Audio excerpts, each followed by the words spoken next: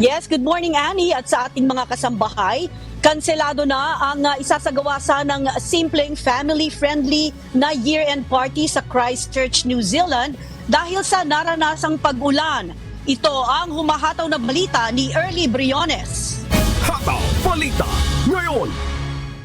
Hindi na nagsagawa ng maganda, simple at family-friendly na year-end celebration sa Hagley Park sa Christchurch, New Zealand kahapon dahil sa sama ng panahon.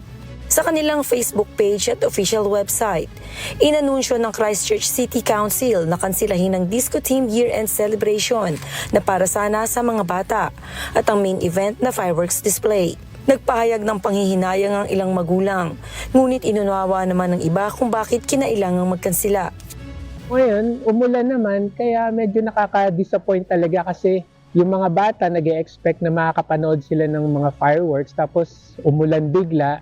So, nasira yung plano namin. Kaya ang balak na lang namin ngayon ay magkakaroon na lang kami ng, siguro kakain na lang kami sa bahay, bibili ng pagkain, at magwa-watch na lang kami ng movie. So, yun na lang. Ayun nga, this year medyo frustrating kasi yung family looking forward for the fireworks again. Kasi last year, experience namin ang ganda ng fireworks sa Hagley Park.